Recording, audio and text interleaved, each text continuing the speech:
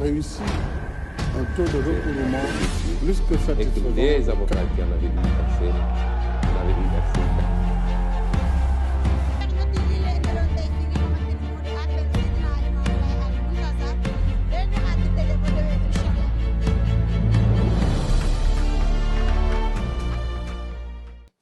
salaamaaleykum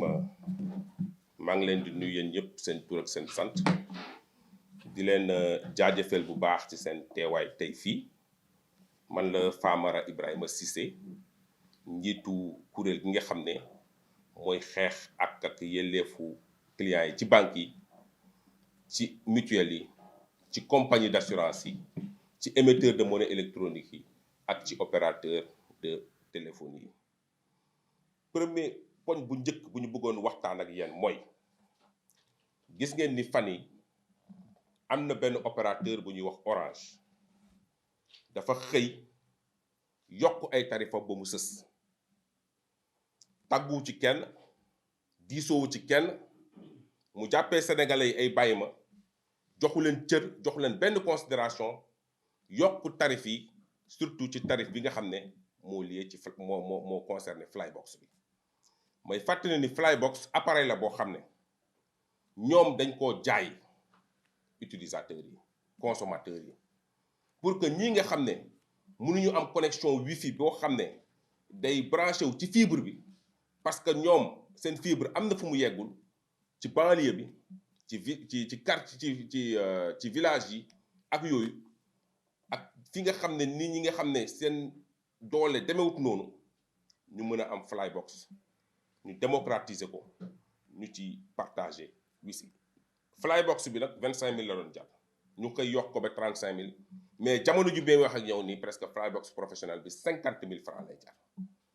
yokk bi 12900 boo ko daan am da ngay am 300 giga ñu xëy génnee 2000 francs sax boo ko daan am da ngay am 15 giga giga yu ndaw yëpp ñu éliminer ko montant yu ndaw yëpp ñu éliminer ko ne léegi pour que nga mën a connecté wu ci Flybox bi il faut nga am 9900 boo xam ne 80 giga donc ngay am wala 16900 boo xam ne 160 giga rek ngay am alors que 12900 da nga ko doon am 300 giga ñu wàññi giga yi ñu ne léegi 16900 160 giga ngay am mu mel ni boo bëggaatee am say 300 giga yi nga doon am di nga dépenser presque 30 000 ñu ne loolu nag du dëgg du yoon parce que niñ ko jagleel et néewum doole lañ dëkk foo xam ne peut-être ci àll ba la wala ci voilà ci banlieue bi nga xam ne mënuñu accéder ci fibre bi te internet tey jamono ji may wax nii dafa am solo ci suñu dund parce que étudiants yi dañ koy utiliser école yi nga xam ne dañoo nekk ca àll ba fépp Flybox bi lañ doon utiliser pour connecter wu pour mën a liggéey tey mënuñ cee jot ndax Orange poste de santé yi noonu banlieue bi noonu village yi nga xam ne seen doole demewut noonu te mënuñu woon accéder internet doon ci dugg ñoom tey mënatuñu connecté wu parce que tout simplement opérateur bi dafa décider yokk prix wu Flybox bi ba mu amee nag commencé nañ décréter ay mot d'ordre 24 heures joxe nañ ko bañ ko joxee la ñu yeneen dëkk yi sax topp lu mel ni Côte d'Ivoire lu mel ni Mali ñu décrété waat beneen mot d'ordre de 48 heures ñaari fan yoo xam ne dañ ne nañ boycotté Orange mais tey jii may wax ak yéen nii dañoo décrété benn mot d'ordre boo xam ne 96 heures la daanaka jeudi bii vendredi bii samedi bii ak dimanche bii période bii nga xam ne moo wër Korité bi dañ ne ba yeboo ku nekk nga jënd beneen puce bu kenn connecté wu Orange bu kenn woote ci Orange daanaka jënd Orange laa bëgg a wax jënd mën nga sax woote ci numéro Orange nga def ko répondeur mais bu kenn jënd crédit Orange jox leen suñu xaalis bu leen kenn jox suñu xaalis di jënd SMS Orange bu leen kenn jox xaalisam di jënd connexion Orange bu kenn utiliser Orange pour transférer xaalis ñeenti fan bu ñu ko toogee jotuñu ñaar dërëm ci population bi li leer ba leer mooy danañ revenir force ci seeni tarif parce que lañ def teguñu ko ci yoon te dafa méngoowul ak yoon donc ñeenti fan la ñuy décréter mot d'ordre de boycott total lépp loo xam ne service la boo xam ne dafa jóge ci Orange. donc boobu mooy poñ bu njëkk bi nga xam ne bëggoon nañ ko waxtaan ak yéen. poñ bu ci topp mooy boo xoolee ci service financier yi daanaka banques yi mutuelles yi jamono jii may wax yow nii dañoo yokk ñoom ñëpp seeni tarif li doon jar 3000 ñoo ngi koy jaayee tey 6000 7000 ba 9000 francs yokk boo xam ne teguwut ci yoon ci jamono joo xam ne dafa métti ñu nekk di xeex ci vie chère bi nekk ci période Ramadan ak Carême ñoom muy Orange muy banque yi ay entreprise étrangère daanaka yoo xam ne dañoo ñëw jël seen tarif yi bëgg a doggali population bi loolu nag jeexatal bu muy am ci population bi moom moo yéeme parce que seen pouvoir d'achat seen kattan seen mën-mën ci jënd lay naxasal c'est-à-dire que lay wàññi day tax yow boo mënoon ñaar dootoo mënati sax benn wala xaaj ñu ne nag loolu du dëgg du yoon. beneen bi mooy day créer lu ñuy wax exclusion financière daanaka ay attaques ngi état du Sénégal ñëpp a ngi xeex pour inclusion financière ñëpp ñu mën leen intégrer ci système financier bi tey day tax ak augmentation yi kenn du ñeme accéder ci service financier yi parce que day bedd ñenn ñi duñ ko mën a attan duñu mën a attan ibbi compte duñu attan tenir frais de tenue de compte yi ñu ne nag loolu du dëgg du yoon parce que dañoo war a nekk ci inclusion financière ak bancarisation. beneen poñ beneen jeexantal bu muy am mooy day tax tey consommateur bi du bëri ay options parce que bu njëkk ba bu kuy abordable da ngay am ay possibilités soit bu la neexee nga changer banque concurrence da doon am mais mu mel ni déggoo la boo xam ne dañ koo def seen biir yokkandoo ñoom ñëpp bu ko defee yow doo am beneen option bu dul toog fa nga nekk di subir donc subir boobu nag moom moo war a jeex parce que dañuy interpeller banque centrale dañuy interpeller état du Sénégal et dinañ ci jël ay matuwaay pour que service financier yi nga xam ne dañ koo yokk ñu dellu soit ci parce que vie chère bi dafa service financier da cee bokk. beneen jeextal bu muy am ci suñu entreprise yi la suñuy entreprise tey nga xam ne dañoo war a créer de la valeur dañoo war a créer emploi dañoo war a fexe ñoom ba ñu dund di màgg tey bu coût service financier yi yokkee seeni bénéfice ci boppam la ñuy wàññi day wàññi seen marge bénéficiaire benn mais li ci gën a yéeme mooy boo moytul non seulement dootuñu mënati créer emploi mais boo moytul sax dañuy disparaître parce que duñu mën a supporter coût financier yi ñu ne nag loolu du dëgg du yoon parce que suñuy entreprise yu ndaw yi muy PME yi PMI TPE yi yooyu dañ leen a war a protéger te responsabilité état la pour mu protéger la pour protéger la pour non seulement ñu vivre mais aussi ñuy créer emploi di def ay bénéfices boobu mooy ñaareel poñ bi nga xam ne bëggoon nañ ko waxtaan ak yéen. poñ bu mujj bi mooy ñun ay association de consommateurs la association de consommateurs warta jot cadeau warta jot neexal warta jot subvention ci commerce yi parce que commerce yi lay jàmbarloo pour mën a xeexal askan bi tey bu dee commerce yooyu dañ koy jox ay cadeau ay dons ay subvention association boobu du mën a xeexal askan bi ni mu waree du mën a jël position ni mu waree moo tax tey ngeen gis ni suñu xeex bi dañ ciy wéet bu baax amul benn association de consommateurs bi génn wax ci parce que tout simplement am na ci ñoo xam ne am na luñ jot moo tax ñun ñu koy dénoncer parce que association de consommateurs dafa war a am autonomie dafa war a am indépendance dafa war a am benn impartialité mu bañ a am benn conflit d'intérêt am benn objectivité ca la mooy xeex waaye bu dee ñi nga xam ne ñooñu la war a banque seen loxo noonu la war a wàññi seen loxo daanaka pour que ñu wàññi ñoo koy dundal association de consommateur boobu mënta wax dëgg mënta défendre ay usagers moo tax ñu leen di wax ñu leen di ñaax pour que ñu arrêté di jot ay subventions wala ay neexal wala ay cadeaux yoo xam ne day jógee ci commerce yi maa ngi leen di gërëm di leen sant. 12 900 francs qui leur procuraient 300 gigas aujourd'hui à 9 900 pour 80 gigas et 16 900 pour 160 gigas. Autrement dit, les utilisateurs qui avaient l'habitude de payer 12 900 pour avoir 300 gigas, aujourd'hui vont devoir payer une faramineuse somme de 30 000 francs pour avoir cette même quantité de gigas. Ce qui est inacceptable, d'autant plus que c'est des populations à revenus faibles, c'est des écoles qui sont dans des contrées très enclavées, inaccessibles à la fibre optique. Ce sont des familles, ce sont des postes de santé qui utilisaient, n'est-ce pas, cet appareil pour se connecter quotidiennement et faire face à leurs besoins. Cette démarche cavalière a amené l'ACSIF à décréter des mots d'ordre. Dans un premier temps, nous avions décrété un mot d'ordre de 24 heures qui a été largement suivi et suivi même dans l'espace UEMOA, en l'occurrence en Côte d'Ivoire et au Mali.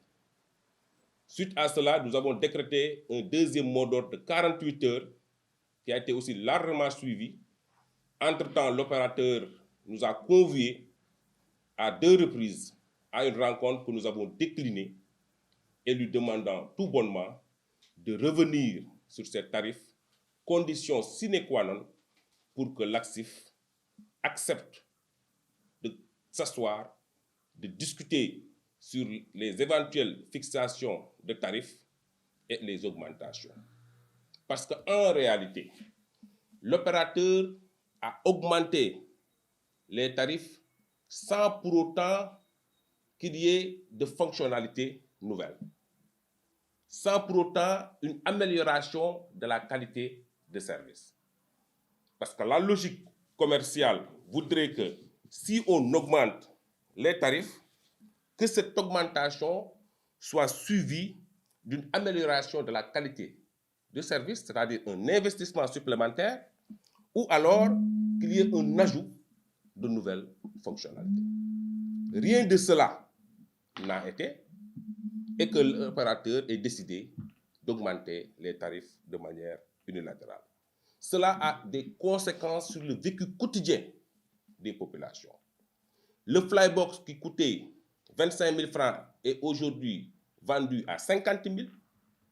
et que les populations qui ont pu acquérir ce flybox-là l'ont tout bonnement rangé parce qu'elles ne peuvent plus accéder à l'Internet coûtant de facto excessivement cher parce qu'entre-temps, il y a eu une augmentation de tarifs. C'est pourquoi nous avons décidé pour cette semaine, allant du jeudi 20 avril 2023, vendredi 21 avril 2023, samedi 22 avril 2023, dimanche 23 avril 2023, de boycotter tous les services Orange. Autrement dit, 96 heures de boycott. Il n'y aura ni appel, ni SMS, ni connexion, ni transfert d'argent sur le réseau Orange. Donc, c'est un mot d'ordre de 96 heures, donc une corité sans l'opérateur Orange. Pour appeler l'opérateur Orange à mieux considérer les populations, à mieux les respecter et à mieux comprendre la situation de ceux qui vivent dans des contrées enclavées, notamment dans la banlieue, dans les écoles, dans les postes de santé qui sont à l'intérieur du pays, ne pouvant pas accéder à la fibre optique. Donc, c'est le mot d'ordre que l'ACSIF avance, décline et demande observation de l'ensemble des utilisateurs, n'est-ce pas, des services des opérateurs de téléphonie. Donc, ni transfert, ni appel, ni SMS, ni connexion sur les réseaux de Orange. Ça, c'est le premier point que nous comptions, n'est-ce pas, partager avec vous, d'autant plus que nous sommes dans une période de carême, une période de Ramadan, et l'opérateur en a profité sans pitié pour augmenter ses tarifs. Je rappelle que Internet est devenu une ressource essentielle pour, n'est-ce pas, les familles, à faire pour l'éducation, pour la santé, pour les familles, à faire face, n'est-ce pas, à leurs obligations. Voilà donc le premier point que l'ACSIF voulait développer. Le deuxième point a trait aux hausses disproportionnées des services financiers. Il y a eu une augmentation des tarifs dans les banques, dans les SFD et dans les institutions financières de manière générale. Ce qui est inacceptable et produit des conséquences énormes sur le vécu quotidien des usagers. La première conséquence, c'est une aggravation même de leur situation financière. Autrement dit, c'est le pouvoir d'achat des utilisateurs, des usagers, qui est lourdement affecté par ces hausses notées dans les institutions financières. La deuxième conséquence, c'est une exclusion financière d'une bonne partie, n'est-ce pas, de la population. Quand les coûts sont élevés au niveau des banques, au niveau des SFD, il est évident que cela va poser un problème d'accès. Ceux qui voulaient ouvrir des comptes ne pouvant pas supporter les coûts liés à l'ouverture de comptes vont tout bonnement rester chez eux avec leur argent et cela va porter un coup dur à l'économie de notre pays. Il y a aussi le fait d'une réduction de la concurrence et une perte même de la confiance. Parce qu'aujourd'hui, les usagers sont inhibés et ne peuvent plus prétendre à des options. Parce que quand les coûts sont élevés et partout, il n'y a plus de concurrence pratiquement. Et les usagers auront des difficultés pour changer d'institution. La question de la mobilité bancaire va se poser parce qu'il n'y a plus d'options. Pour qu'il y ait option, il faut qu'il y ait des institutions prêtes à baisser les coûts des services. Mais il se trouve que nous avons l'impression qu'il y a une entente illicite entre les institutions allant dans le sens d'augmenter drastiquement les coûts des services financiers. Il y a aussi le fait d'augmenter le coût de l'exploitation des PME. Les PME, les petites moyennes entreprises, les TPE, très petites moyennes entreprises, les PMI qui ont ouvert des comptes dans ces institutions financières vont voir leurs charges drastiquement augmenter. Parce que quand les services des institutions bancaires, des institutions de microfinance augmentent, fondamentalement, les PME, les PMI vont en souffrir parce qu'elles vont voir leurs charges d'exploitation, leurs coûts d'exploitation augmenter et il leur sera difficile de créer des emplois et de maintenir la viabilité de leur structure. Donc, c'est une marge bénéficiaire, c'est la marge bénéficiaire des institutions, des PME, des TPE, des très petites entreprises qui est lourdement touchée avec la hausse des tarifs dans le secteur financier. Le dernier point que nous voulions aborder est une alerte aux associations de consommateurs. La loi interdit formellement aux associations de consommateurs supposé défendre les intérêts des consommateurs de recevoir des dons, des subventions ou des cadeaux des commerces, provenant des commerces. Cela risque de questions liées à la consommation. C'est pourquoi nous dénonçons le fait que certaines associations de consommateurs reçoivent des cadeaux, des dons, des subventions des commerces. Cela est une enfreinte, est une violation de la loi et cela les empêche d'être libres, d'être impartials, d'être objectifs, d'être fermes et de prendre position par rapport aux questions liées à la consommation. Donc voilà les 3 points sur lesquels nous voulions développer, partager avec vous. Je vous remercie.